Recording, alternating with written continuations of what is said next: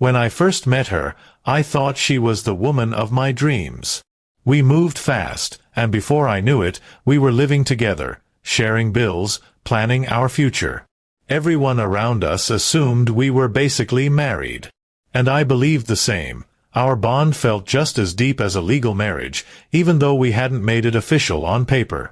I trusted her completely, and I thought she felt the same.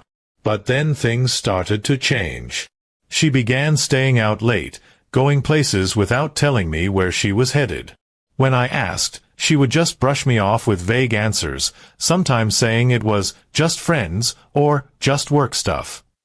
I tried to give her space, but the unease inside me kept growing. One night, she came home well past midnight. I was worried sick, pacing the floor, imagining the worst. When she finally walked through the door, I asked her directly where she had been. Instead of reassuring me, she exploded. That's when she said it, words that cut me like a knife. Stop acting like we're married. You don't get a say in where I go or who I see.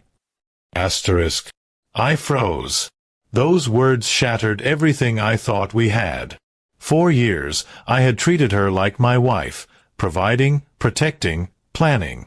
And yet, in her eyes, I had no right to question her. It made me realize that while I had been building a future, she had been keeping one foot out the door the whole time.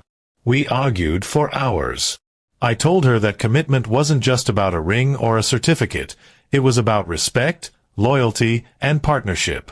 But she didn't seem to care.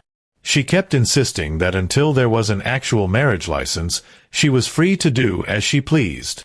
My heart sank as I realized I wasn't her partner. I was just convenient. Over the next few days, things got worse. She became even bolder, spending entire weekends away without explanation. When I confronted her again, she laughed and said I was being controlling. I wasn't trying to control her. I was just begging for honesty and respect. But she had already made it clear that in her mind, I had no authority in her life. I started questioning myself. Was I foolish for expecting faithfulness without marriage papers?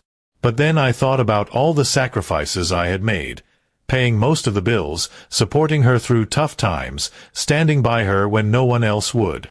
I had already been living like a husband. The least I deserved was loyalty. It hurt even more when mutual friends started whispering that they had seen her out with other men. When I confronted her with the rumors, she didn't deny them. Instead, she shrugged and said, "We're not married, so I haven't broken any rules."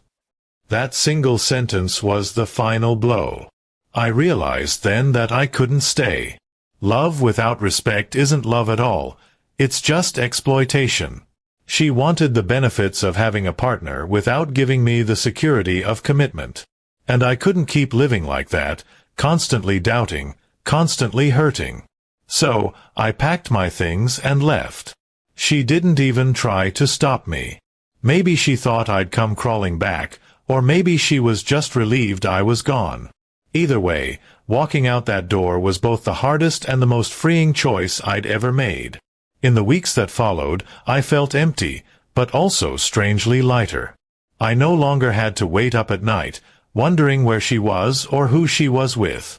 The silence was painful at first, but over time, it became peaceful. Looking back now, I see that her words were a gift in disguise. They forced me to see the truth, that she never valued me the way I valued her. I had been living in an illusion, but her blunt honesty broke that illusion wide open. Now, I've learned that love without commitment is fragile, and trust without respect is impossible. If someone tells you with their actions, or worse, with their words, that you don't matter, believe them. And walk away.